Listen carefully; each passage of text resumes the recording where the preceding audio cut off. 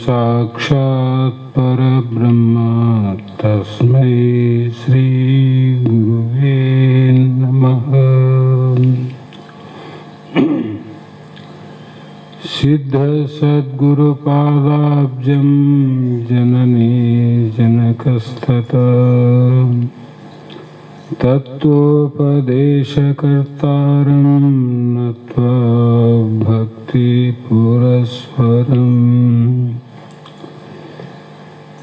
जगदादि जगद्गुरु अद्वैत सार्वभौम भक्ತರ ಕಲ್ಪವೃಕ್ಷ ಮುಕ್ತರ ಕಾಮಧೇನು ಸಿದ್ಧಾರೂಢ ಮಹಾಸ್ವಾಮಿಗಳ ಶ್ರೀಪಾದ ಪದ್ಮಗಳಿಗೂ ಆರೂಢ ಜ್ಯೋತಿ ಶಿವಪುತ್ರ ಮಹಾಸ್ವಾಮಿಗಳ ಶ್ರೀಪಾದಗಳಿಗೂ ಅವರ ಕರಕಮಲ ಸಂಜಾತರಾದ ಸದ್ಗುರು ಶ್ರೋತ್ರಿಯ ಬ್ರಹ್ಮನಿಷ್ಠ ಬಸವಾನಂದ ಮಹಾಸ್ವಾಮಿಗಳ ಚರಣ ಕಮಲಗಳಿಗೂ ಅನಂತ ದೀರ್ಘ ದಂಡ ಪ್ರಣಾಮಗಳನ್ನು ಸಮರ್ಪಿಸುತ್ತಾ ಸದ್ಗುರು ಸಿದ್ಧಲಿಂಗಪ್ಪ ತಾತ ಕಪಗಲ್ ಇವರನ್ನು ಮನದೋಳು ಧ್ಯಾನಿಸುತ್ತ ತಮ್ಮೆಲ್ಲರಿಗೂ ವಂದಿಸುತ್ತ ಈ ದಿನ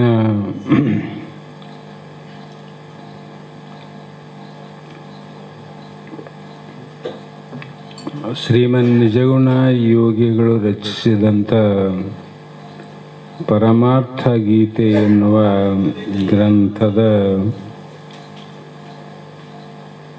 ಮೊದಲನೆಯ ಗತಿಯ 7ನೇ ನುಡಿ ಇಂದಿನ ಆಧಾರದ ವಿಷಯವಾಗಿದ್ದು, ಇಲ್ಲಿಯವರೆಗೂ ತಮ್ಮೆಲ್ಲರನ್ನು ಕುರಿತು ಮಾತನಾಡಿದಂಥ ಸೂಗಪ್ಪ ಗುಡೇಬೆಲ್ಲೂರು ಹೇಳಿದಂತೆ ಆ ವಾಕ್ಯಗಳು ಅತಿ ಮುಖ್ಯವಾದ ಮಾತುಗಳು. ಯಾರೇ ಹೇಳಿ ಯಾರೇ ಕೇಳಿ ಇಂಥ ಒಂದು ಪರಮಾತ್ಮನ ಸ್ವರೂಪವನ್ನು, ದೇವರ ಸ್ವರೂಪವನ್ನು, ಭಗವಂತನ ನಾಮವನ್ನು ನಾವು ಪರಮಾತ್ಮ ಹೇಗಿದ್ದಾನೆ ಅನ್ನುವುದನ್ನು ತಿಳಿಬೇಕಾಗಿತ್ತಂದರೆ ನಾವೆಲ್ಲರೂ ಕೂಡ ಸದ್ಗುರುವಿಗೆ ಶರಣಾಗಬೇಕಷ್ಟೆ. ಇದಕ್ಕೆ ಒಂದೇ ಒಂದು ಮಾರ್ಗ, ಸದ್ಗುರುವಿಗೆ, ಸತ್ ಶಾಸ್ತ್ರಕ್ಕೆ, ಸತ್ ಶ್ರವಣಕ್ಕೆ ಶರಣಾಗತಿಯಾದಾಗ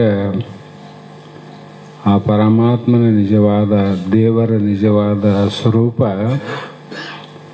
ನಾವು ಎಲ್ಲೇ ಹೋಗಿ ನೋಡೋದು ಬೇಕಾಗಿಲ್ಲ.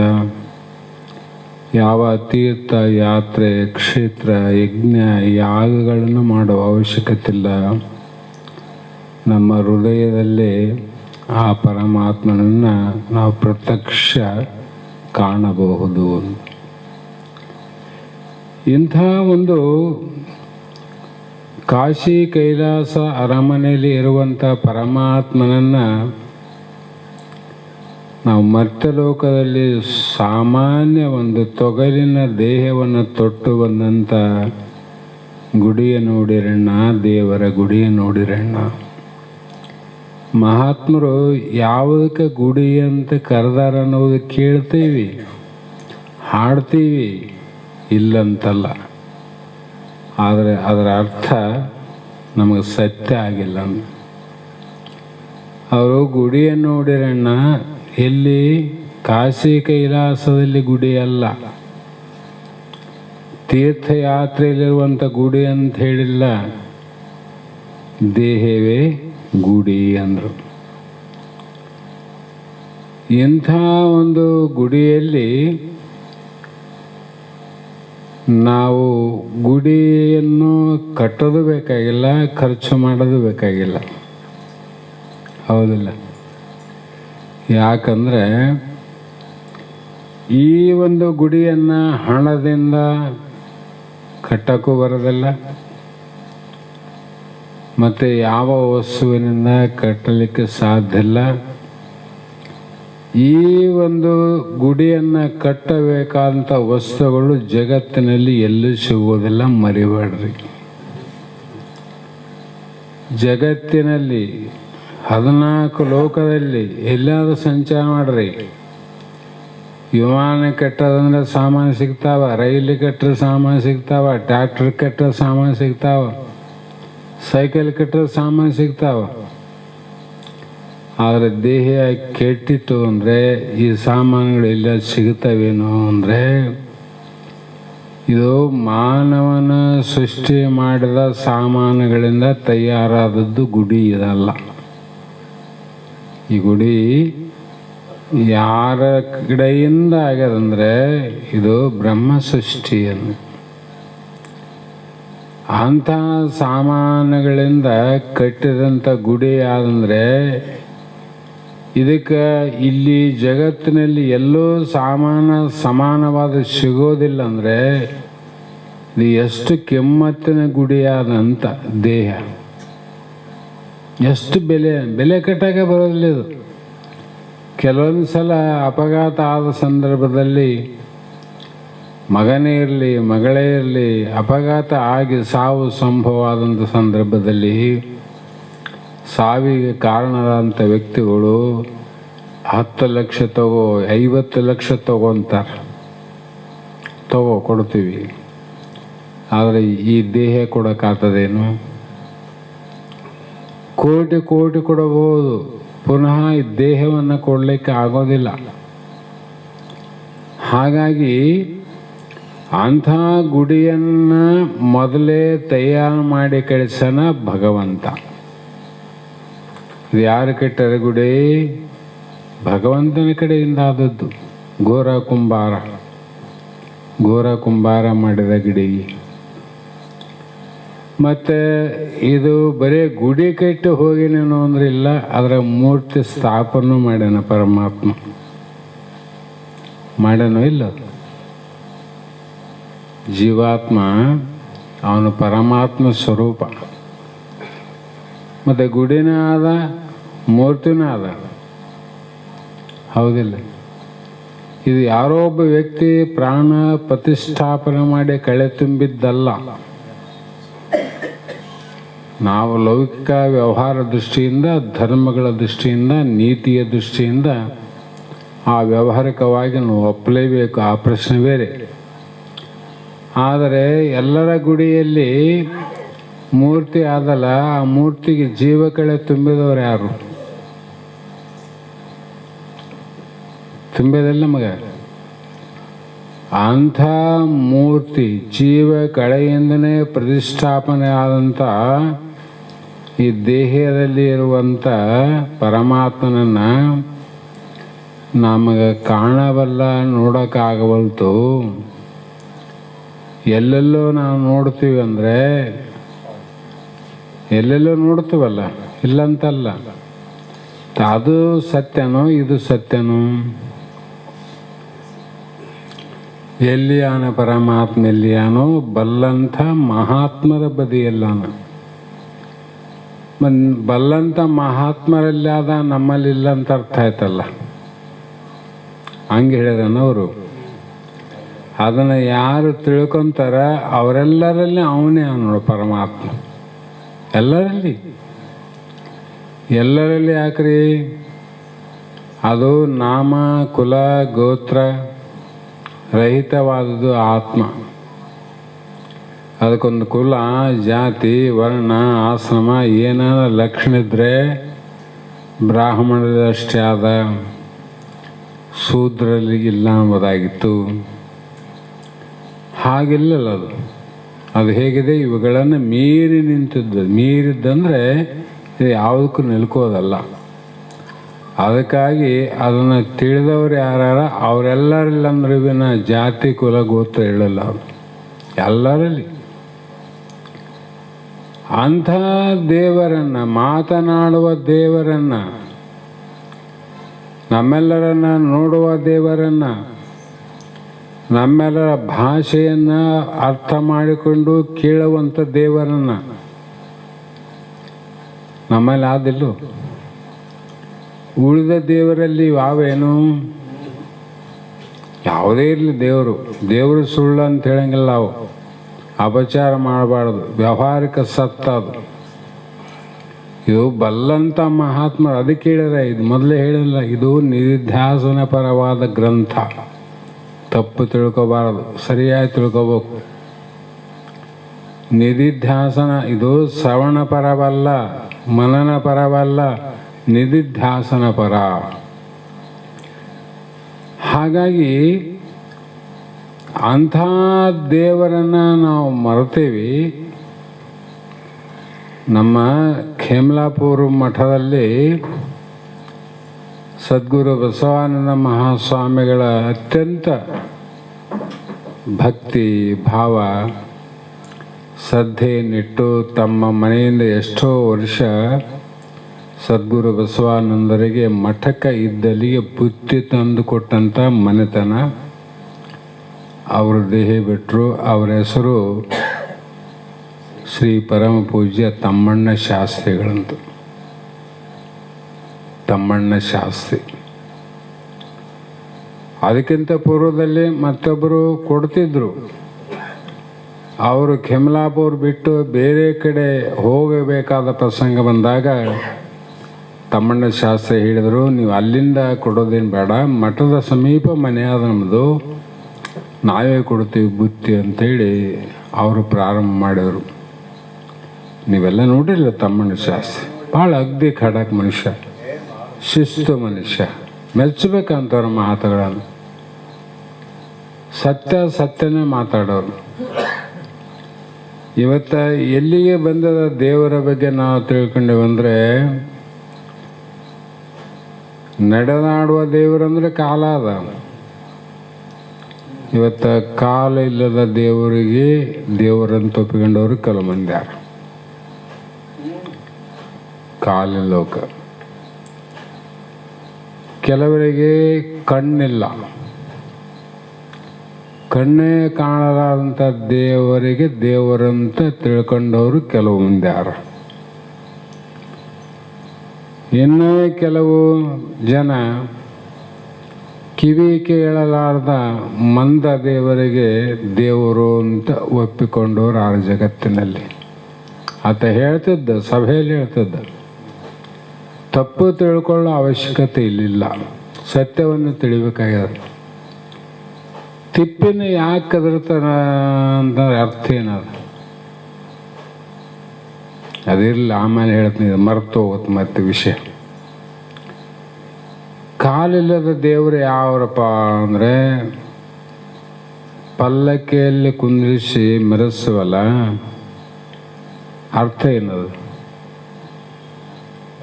ನಡೆಯಕ್ಕೆ ಬರೋದಿಲ್ಲ ಅಂತ ಆತ ಹೇಳ್ತಕ್ಕಂಥ ಮಾತು. ಅದಕ್ಕೆ ಎಷ್ಟು ನಿಷ್ಠೆ ಆದ ನಮಗೆ. ನಾ ಪಲ್ಲಕ್ಕಿ ತಿರುಗಿದೆ, ನೀ ಪಲ್ಲಕ್ಕಿ ತಿರುಗಿದೆ, ತಿರುಗಬಾರ್ದಂತ ಅರ್ಥ ಅಲ್ಲ. ವಿಶ್ವಾಸ ನಂಬಿಕೆ ಅಷ್ಟು ಮಾಡಿವಲ್ಲ ನಾವು, ನಂಬಿಕೆ ಮಾಡಿಲ್ಲ. ಇನ್ನು ಕೆಲವು ಸಂಪ್ರದಾಯದಲ್ಲಿ ಮೇಣದ ಬತ್ತಿಯನ್ನು ಹಚ್ಚಿ ದೇವರನ್ನು ನೋಡ್ತಾರೆ. ಆ ಸಂಪ್ರದಾಯ ಮೇಣದ ಬತ್ತಿ ಹಚ್ಚೋದು ಅಂದರೆ ಕಣ್ಣು ಕಾಣಂಗಿಲ್ಲೇನು ದೇವರಿಗೆ. ಮೊಂಬತ್ತಿ ಹಚ್ಚಿ ಬೆಳಗ್ತೀರಿ ಅಂದರೆ ಕಣ್ಣು ಕಾಣಂಗಿಲ್ಲ ದೇವರಿಗೆ, ಕಣ್ಣಲ್ಲೇನು. ನಮ್ಮ ಭಾವ ಹಂಗಾಗಿಬಿಟ್ಟಾವ. ಕೆಲವರು ದೇವರನ್ನ ಕುರಿತು ಕೂಗುತ್ತವಲ್ಲ, ಅವು ಕಿವಿ ಕೇಳಂಗಿಲ್ಲೇನು? ಕಿವಿ ಕೇಳ್ತಾವಿಲ್ಲ. ಕೇಳಿದ ಮೇಲೆ ನೀನೇ ಯಾಕೆ ಕೂತಿದ್ದಿ?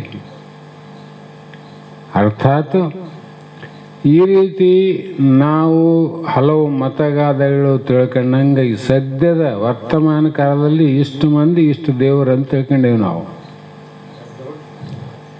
ದೇವರು ಹಾಗೆ ಇಲ್ಲಿ ಆವ ಕಣ್ಣಿನಿಂದ ನೋಡಿದ ಬ್ರಹ್ಮ,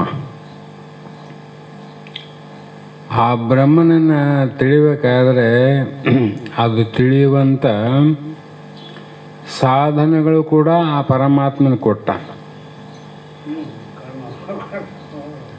ಭೂಮಿ ಕೊಟ್ಟವನು ಅವನೇ, ಗುಡಿ ಕಟ್ಟಿದವನು ಅವನೇ, ಮೂರ್ತಿ ಸ್ಥಾಪನೆ ಮಾಡಿದವನು ಅವನೇ, ಕಳೆ ತುಂಬಿದವನು ಅವನೇ.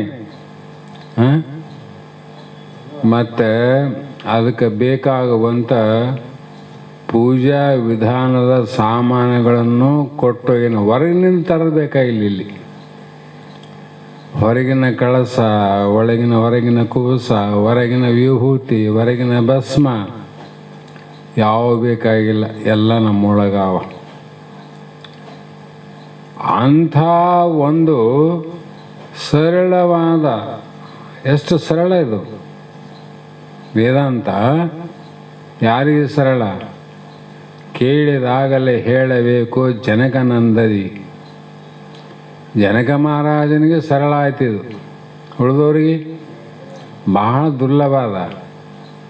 ಹಾಗಾಗಿ ಇಂಥ ಒಂದು ಶರೀರ ಕೊಟ್ಟು ಎಲ್ಲವನ್ನು ಇಟ್ಟು ಇದಕ್ಕೆ ಬೇಕಾದಂಥ ಪೂಜಾ ಸಾಮಗ್ರಿಗಳು ನಮ್ಮಲ್ಲಿ ಇಟ್ಟು ನೀನೇನು ಮಾಡು ಅಂದರೆ ಅರ್ಚಿಸು, ಕೀರ್ತಿಸು, ವಂದಿಸು. ಇವುಗಳನ್ನು ತಗೊಂಡು ನೀನು ಅರ್ಚಿಸು, ಅರ್ಚನೆ ಮಾಡು. ಇವುಗಳನ್ನು ತಗೊಂಡು ಒಳಗಿದ್ದು ತಗೊಂಡು ಪೂಜೆಯನ್ನು ಮಾಡು. ಒಳಗಿದ್ದದನ್ನ ತಗೊಂಡು ಧ್ಯಾನವನ್ನು ಮಾಡು. ಒಳಗಿನಿಂದಲೇ ಅದನ್ನು ಕೀರ್ತಿಸು ಅಂತ ಮಹಾತ್ಮ ಹೇಳಿದರು.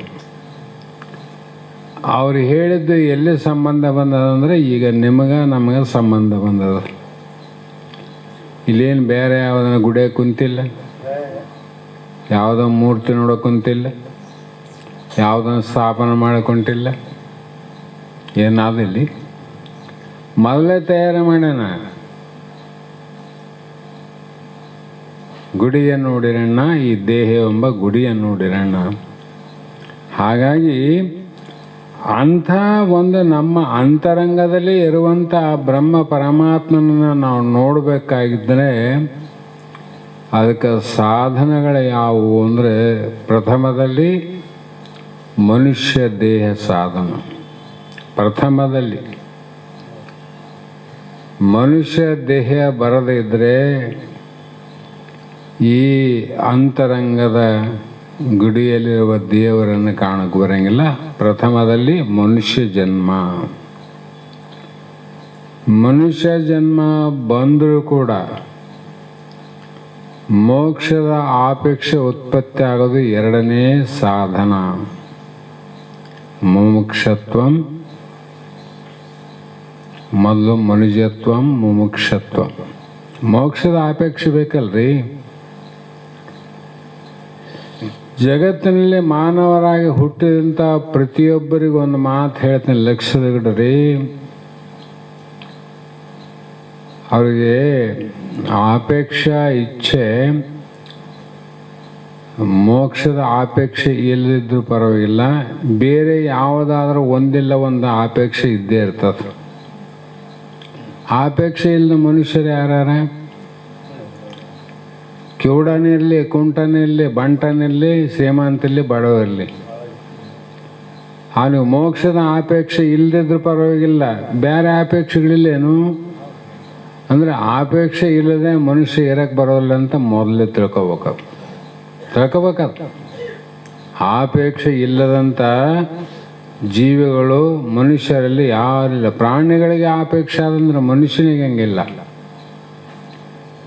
ಆದರೆ ಅವರು ಆಪೇಕ್ಷೆ ಮನುಜತ್ವ ಅಂತ ಅಷ್ಟೇ ಹೇಳಿಲ್ಲ, ಮುಮುಕ್ಷತ್ವ ಅಂದರು. ಮೋಕ್ಷದ ಆಪೇಕ್ಷೆಗಳವ್ರು ಎಷ್ಟು ಮಂದಿ ಯಾರ್ರೀ? ಮೋಕ್ಷದ ಅಪೇಕ್ಷೆಯುಳ್ಳವರು ಜಗತ್ತಿನಲ್ಲಿ ಎಷ್ಟು ಮಂದಿ ಸಿಗ್ತಾರ?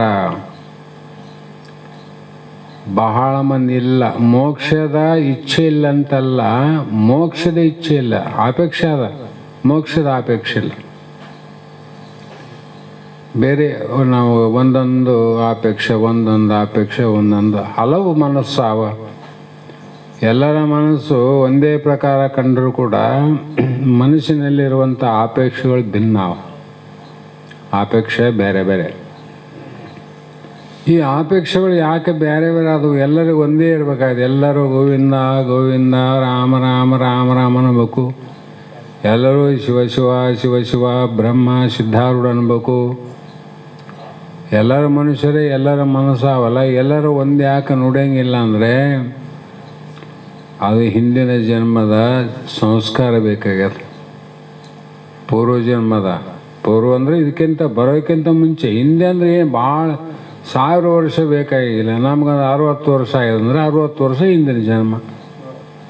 100 ವರ್ಷ ಆಗಿತ್ತಂದ್ರೆ 100 ವರ್ಷದ ಹಿಂದಿನ ಜನ್ಮ. ಏನು 1000 ವರ್ಷ ಲೆಕ್ಕ ಮಾಡೋದು ಬೇಕಾಗಿಲ್ಲ. ಆ ಜನ್ಮದ ಸಂಸ್ಕಾರವೇ ನಮ್ಮ ಮನಸ್ಸಿನಲ್ಲಿ ಅನಂತ ರೀತಿ ನುಡಿಸ್ತದೆ. ಒಬ್ಬರಿಗೆ ಒಂದು ಅಪೇಕ್ಷೆ ಮಾಡಿದ್ರೆ ಇಬ್ಬರಿಗೆ ಇನ್ನೊಂದು ಅಪೇಕ್ಷೆ, ಒಬ್ಬರಿಗೆ ಮತ್ತೊಂದು ಅಪೇಕ್ಷೆ ಆವಿಲ್ಲ.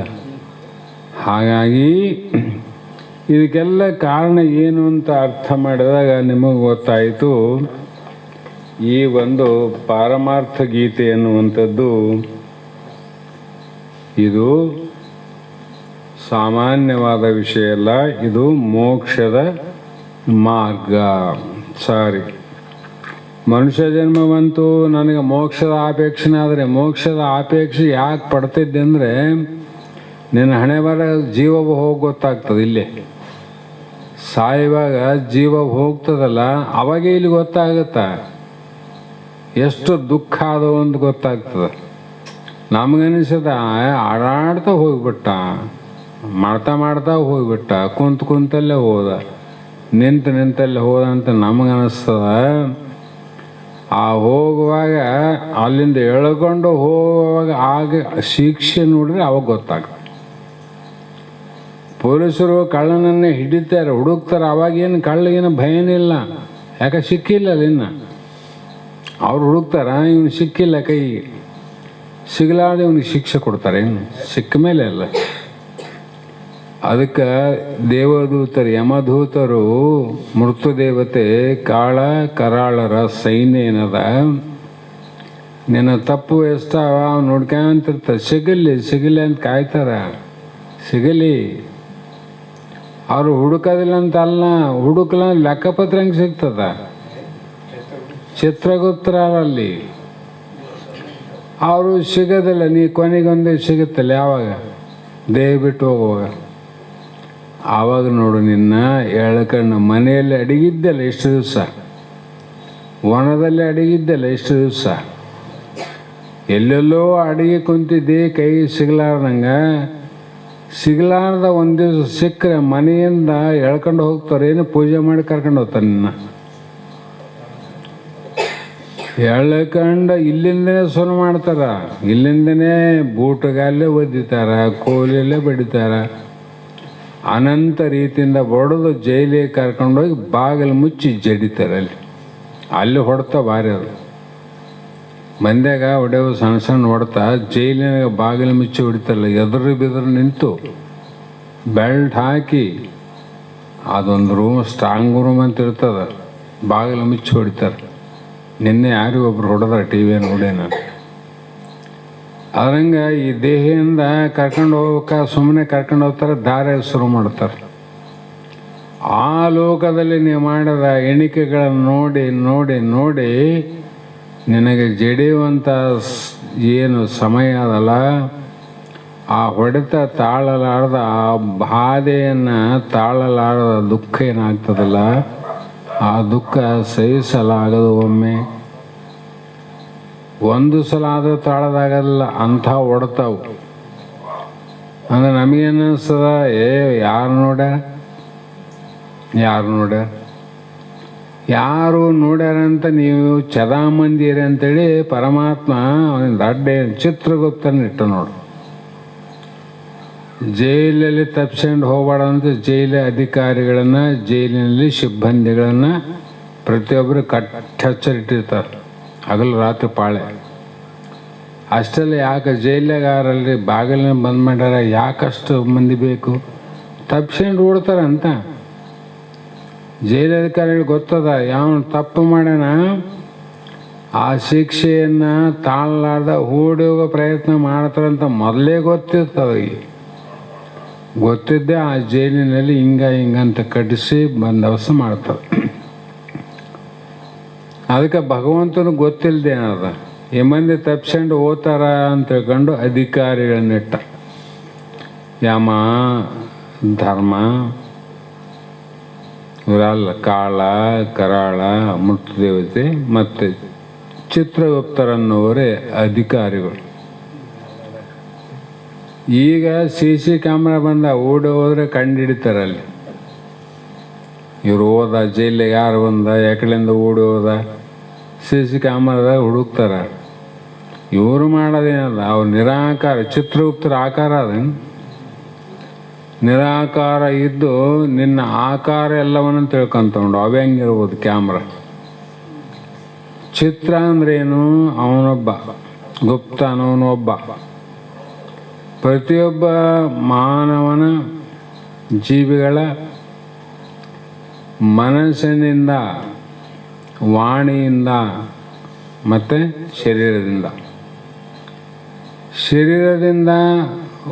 ಮತ್ತು ವಾಣಿಯಿಂದ ನಾವು ಮಾಡಿದ ಪಾಪ ಪುಣ್ಯಗಳು ನಿಮಗೂ ಗೊತ್ತಾಗ್ತಾವೆ.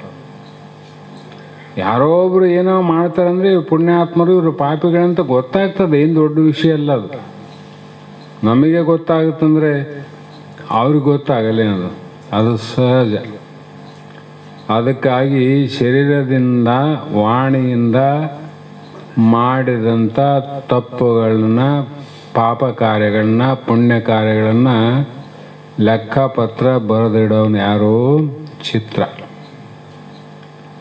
ಅವನು ಅಷ್ಟೇ ಕೆಲಸ. ಅವನು ಇನ್ನು ಕೆಲವು ಸಲ ಮಾಡ್ತೀವಿ, ಮನಸ್ಸಿನಿಂದ ಮಾಡ್ತೀವಿ. ಆ ಮನಸ್ಸಿನಾಗ ಏನಿರುತ್ತೋ ಗೊತ್ತಿರಂಗಿಲ್ಲ, ಅದು ಗುಪ್ತ. ಅದೇ ನಮ್ಮ ಮನಸ್ಸಿನಾಗ ನಾ ಏನನ್ನ ಮಾಡಿದ್ರೆ ಪಾಪ ಪುಣ್ಯ ನಿಮಗೆ ಗೊತ್ತಾಗುತ್ತ. ಅದೇ ಶರೀರದಿಂದ, ವಾಣಿಯಿಂದ ಮಾಡಿದ್ರೆ ಹಿಂಗೆ ಮಾತಾಡಿದ್ನಪ್ಪ, ಹಿಂಗನ್ನಪ್ಪ, ನಿಮ್ಗೆ ಹೆಂಗೆ ಗೊತ್ತಾಯ್ತಪ್ಪ? ಕಾಣ್ತದ, ಗೊತ್ತಾಗ್ಯದ ಅಂತೀರಪ್ಪ ಅಂತೀವಿಲ್ಲ ಒಬ್ರಿಗವ್ರು. ಇಂಥ ಜೀವನ ತಪ್ಪಿಸ್ಕೊಂಡು ಹೋಗ್ಬಾರ್ದಂತ ಅವ್ರು ಏನು ಮಾಡಿದ್ರು, ಗುಪ್ತ ಅನ್ನುವ ಮತ್ತೆ ಬಿಟ್ಟ. ಗುಪ್ತ ಅಂದರೆ ಶರೀರದಿಂದ, ವಾಣಿಯಿಂದ ಪುಣ್ಯ ಪಾಪವನ್ನು ಲೆಕ್ಕ ಮಾಡೋನಲ್ಲ, ಬರೇ ಮನಸ್ಸಿನಿಂದ ಮಾಡಿದಂಥ ಪಾಪ ಪುಣ್ಯಗಳನ್ನು ಗುಪ್ತ ಲಿಖಿತದಲ್ಲಿ ಬರ್ತಕ್ಕಂಥವನು ಯಾರು ಅಂದ್ರೆ ಗುಪ್ತ ಅಧಿಕಾರಿಗಳು. ಇವರಿಂದ ತಪ್ಪಿಸ್ಕೊಂಡು ಹೊಡೋಕ್ಕಾಗ್ತದೇನು? ಈ ಜೈಲಿಂದ ತಪ್ಪಿಸ್ಕೋಬಹುದು, ಆ ಜೈಲಿಂದ ತಪ್ಪಿಸೋಕ್ಕಾಗೋದಿಲ್ಲ. ಆ ಕಾರಣದಿಂದ ಇಲ್ಲಿ ಮಹಾತ್ಮರು ಅನಂತ ನುಡಿಗಳನ್ನು ಹೇಳಿ, ಎಲೈಸಸ್ಯನೇ ಪರಬ್ರಹ್ಮ ಸ್ವರೂಪನಾದ ನೀನೇ ಹರಿಹರ ಬ್ರಹ್ಮಾದಿ ದೇವರುಗಳು ಹೆಸರನ್ನು ಪಡೆದುಕೊಂಡು ಪ್ರಕಾಶವನಾಗಿರುತ್ತಿ. ನಿನ್ನ ಪ್ರಕಾಶ ಚಂದ್ರನಿಗೆ ಪ್ರಕಾಶ ಬಂದದ ಸೂರ್ಯನಿಂದನೇ, ನಕ್ಷತ್ರಗಳಿಗೆ ಪ್ರಕಾಶ ಬಂದದ ಚಂದ್ರನಿಂದನೇ. ಆ ಸೂರ್ಯನಿಗೆ ಮೂಲ ಪ್ರಕಾಶ ಬಂದದ್ದೆಲ್ಲಿಂದ? ನಿನ್ನಿಂದ. ಹೌದೇ ಇಲ್ಲ? ಮತ್ತು ಏನಾಯ್ತು? ನೀನು ಎಲ್ಲ ನೀನೇ ಆಯ್ತಲ್ಲ, ಎಲ್ಲವೂ ನಿನ್ನ ಪ್ರಕಾಶ. ಹಾಗಾಗಿ ಬ್ರಹ್ಮನೆನಿಸಿ ಲೋಕವ ಸೃಜಿಸುತ್ತಾ, ಬ್ರಹ್ಮಾಧ್ಯಯನಾದಿಯನ್ನು ರೂಪುತ್ತಾ, ವಿಷ್ಣುವೆನಿಸಿ ಜಗವಂ ಪಾಲಿಸುತ್ತಾ, ವೈಷ್ಣವ ಜನರುಗಳಂ ಲಾಲಿಸುತ್ತಾ, ರುದ್ರನೆನಿಸಿ ಓಲೈಸಿಕೊಳ್ಳುತ್ತಾ, ಕ್ಷುದ್ರದ ಘನನುರೆ ಸಂವರಿಸುತ್ತಾ, ಈಶ್ವರನೆನಿಸಿ ಭಜಿಸಿಕೊಳ್ಳುತ್ತಾ, ಶಾಶ್ವತ ಸೌಖ್ಯಗಳನ್ನು ನೀವುತ್ತಾ, ಸಾಧು ಸದಾಶಿವನಾಗಿ ಜಗದ್ಬೋಧಿಸಿ ತನ್ನ ಪದವ ನೀವುತ್ತಾ, ಮತ್ತ ಆಯಾ ದೇವರ ಪೆಸರಿಂದ ಚಿತ್ತದ ಒಲವು ನೀವು ತಿಹಿ ಕಂದ ಅಂದರು. ಎಲ್ಲ ಈ ಶಿಷ್ಯ ಕಂದ ಅಂದರೆ ಇಲ್ಲಿ ಮಗುವೆಂತ ಅರ್ಥ, ಶಿಷ್ಯ ಅಂತ ಅರ್ಥ. ಬ್ರಹ್ಮ ನೆನೆಸಿ ಲೋಕವಂದರು. ಜಗತ್ತು ಯಾರು ಸೃಷ್ಟಿ ಮಾಡಿರಂತೀವಿ ನಾವು? ಬ್ರಹ್ಮ. ಮತ್ತು ಬ್ರಹ್ಮನಾಗಿ ಸುಮ್ಮನೆ ಕುಂತೇನು ನೀನು ಅಂದರೆ ಇಲ್ಲ, 14 ಲೋಕಗಳನ್ನು ಹುಟ್ಟಿಸಿದೆ. ಏನಾಗಿ? ನೀನೇ ಬ್ರಹ್ಮನಾಗಿ 14 ಲೋಕವನ್ನು ಸೃಷ್ಟಿ ಮಾಡಿ, ಮತ್ತು ಬ್ರಹ್ಮ ಅಧ್ಯಯನಾದಿ ಏನು ಅಂದರೆ, ಬ್ರಹ್ಮ ಅಧ್ಯಯನ ಅಂದರೆ ವೇದ ಅಧ್ಯಯನ, ಉಪಾಂಗ ಮೊದಲಾದವುಗಳನ್ನು ತಿಳಿಸುತ್ತಾ ಏನು ಮಾಡಿದಿ? ಲೋಕಗಳನ್ನು ರಚನೆ ಮಾಡಿ ಆ ಲೋಕಗಳಲ್ಲಿರುವ ಜನರುಗಳ ಭೋಗ ಮೋಕ್ಷಾರ್ಥವಾಗಿ, ಲೋಕದಲ್ಲಿರುವಂಥ ಜನರ ಭೋಗ ಮತ್ತು ಮೋಕ್ಷ ಎರಡಾವಲ್ಲಿ. ಆ ಭೋಗ ಯಾಕೆ ಕೊಡಬೇಕಪ್ಪ? ಎಲ್ಲರಿಗೂ ಮೋಕ್ಷನ ಕೊಡಬೇಕಾಗಿತ್ತಲ್ಲ. ಇಲ್ಲ ಮೋಕ್ಷವನ್ನು ಒಬ್ಬರಿಗೆ ಕೊಟ್ಟು ಉಳಿದವರಿಗೆ ಭೋಗ ಯಾಕೆ ಕೊಡಬೇಕು? ಒಂದೇ ಪ್ರಕಾರ ಆಗಬೇಕಾಯ್ತಂದರೆ ಅಲ್ಲಿ ಜನರುಗಳ ಭೋಗ ಮೋಕ್ಷಾರ್ಥವಾಗಿ ಭೋಗದ ಅಪೇಕ್ಷೆ ಇದ್ದವನಿಗೆ ಕರ್ಮಕಾಂಡ, ಉಪಾಸನ ಕಾಂಡವನ್ನು, ಮೋಕ್ಷದ ಅಪೇಕ್ಷೆ ಇದ್ದವನಿಗೆ ಜ್ಞಾನಕಾಂಡ, ಇವುಗಳಿಂದ ಕೂಡಿದ 4 ವೇದಗಳ ಛಂದಸ್ಸು, ಕಲ್ಪ, ವ್ಯಾಕರಣ, ಶಿಕ್ಷೆ ಮೊದಲಾದ ವೇದ ಅಂಗಗಳು. ನಮ್ಮ ಮನುಷ್ಯನಿಗೆ ಕೈ ಕಾಲು ಅಂಗಗಳಿಂದ ವೇದಕ್ಕೆ ಉಪಾಂಗಗಳಂದ್ರೆ ಇವುಗಳಿಂದ ಕೂಡಿದ್ದೆಲ್ಲ ಶರೀರ ಅಂತೀವಿಲ್ಲ. ಅವು ಅಂಗಗಳು ಕೂಡಿದಾಗ ಶರೀರ ಆಗ್ತದೆ.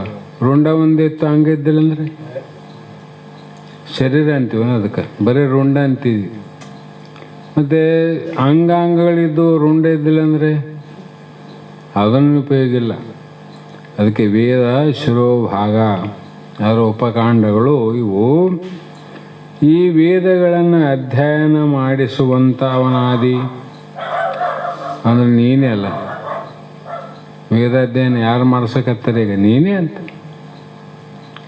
ನಿನ್ನ ಬಿಟ್ರೆ ಯಾರು? ಏಕಂ ಏವಂ ಅದ್ವಿತೀಯ ಪರಬ್ರಹ್ಮ ಅಂದಾಗ ಮತ್ತೊಬ್ಬ ಯಾವನ ಅಂದರೆ ದ್ವೈತಾಪತಿ ದೋಷ ಬರ್ತದಿಲ್ಲ. ಹಾಗಾಗಿ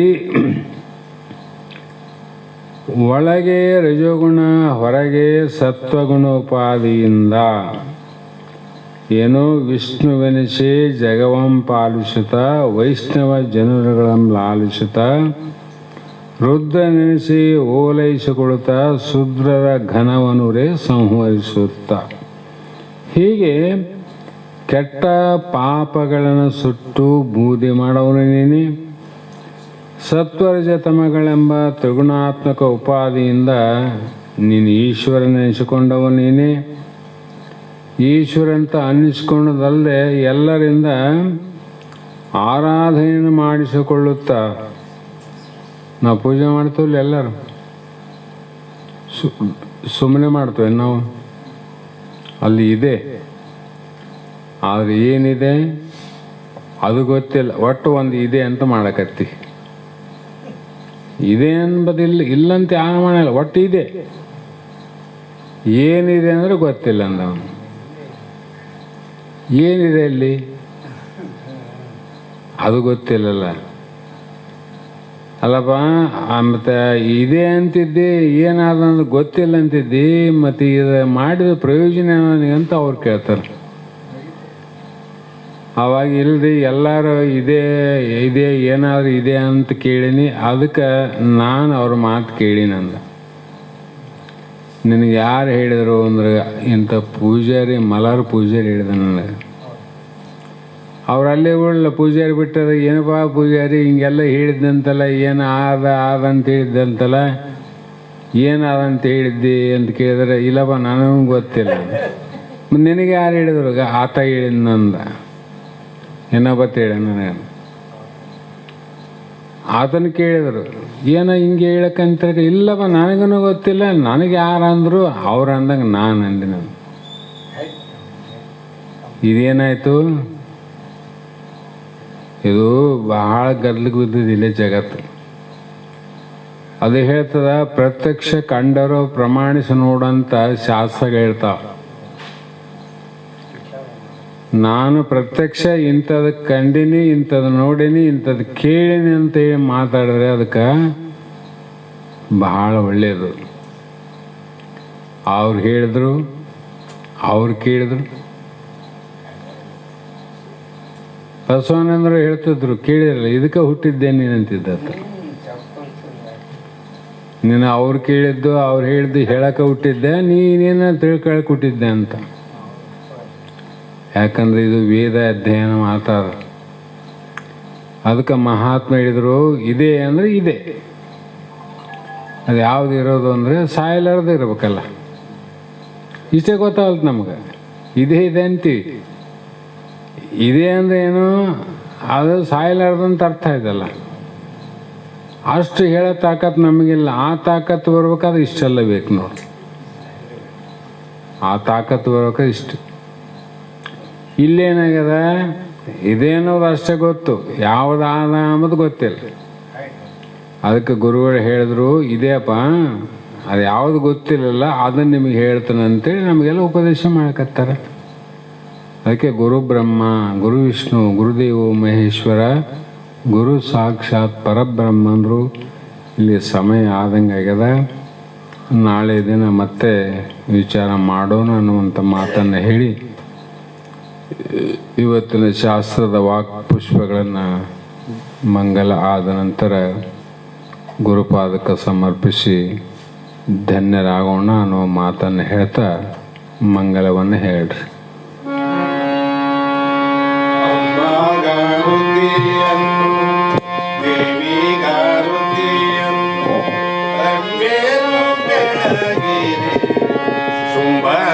ಶುಂಭರ ಸಂವಾರಿಗೆ ಶಾಂಭವಿಗೆ ಅಂಬಾಗಾರುತಿಯನ್ನು ದೇವಿಗಾರುತಿಯನ್ನು ರಂಬೇರೋ ಬೆಳಗಿರೆ ಶುಂಭಾನಿ ಶುಂಭರ ಸಂವಾರಿಗೆ ಶಾಂಭವಿಗೆ ಕುಂಭಕುಶ ಜಗದಂಬ ನಿಮ್ಮ ಪದ ನಂಬಿಕೊಂಡೆನು ನರ ಶರೀರದಿ ಅಂಬುಕೇಶನ ರಾಣಿ ಶರಣರ ಬಿಂಬದೊಳು ನಲಿದಾಡು ಜನನಿ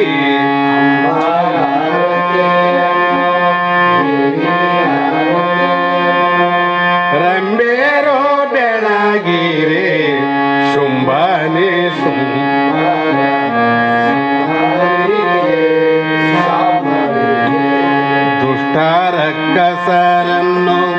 ದುಷ್ಟರಕ್ಕಸರನ್ನು ನೆಟ್ಟಿ ಕುತ್ತಿಗೆ ಕೊಯ್ದು ಸುಟ್ಟು ತ್ರಿಪುರವ ಗೆದ್ದ ಶ್ರೀಕಾಂತಿಗೆ ಶಾಂಭವಿಗೆ ದುಷ್ಟ ಮಹಿಷನ ಹೊಟ್ಟೆ ಬಗೆಯುತ್ತ ಬೆಟ್ಟ ಕೊಳ್ಳಕ್ಕೆ ಇಳಿದು ರೇಣುಕೆ ಸೃಷ್ಟಿಯೊಳು ಪಟ್ಟದ ಬ್ರಹ್ಮನ ಶಿರವ ತೆಗಿಸಿದ ಪರಮ ಪಾರ್ವತಿಗೆ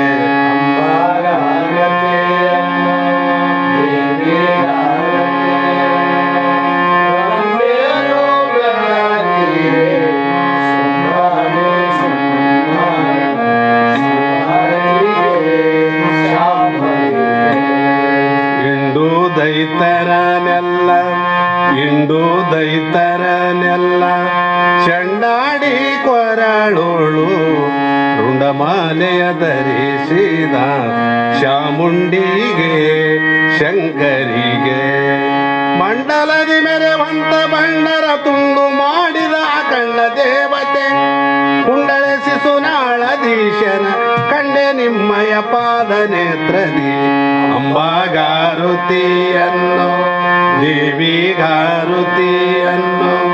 ರಂಬೇರೋ ಬೆಳಗಿರೆ ಶುಂಭಾನಿ ಶುಂಭರ ಶುಂಭಾನಿ ಶುಂಭರ ಶುಂಭಾನಿ ಶುಂಭರ ಸಂವಾರಿಗೆ ಶಾಂಭವಿಗೆ सद्गुरु सिद्धार्थ स्वामी महाराज की, श्री सद्गुरु शिवपुत्र स्वामी महाराज की, श्री सद्गुरु बसवानंद स्वामी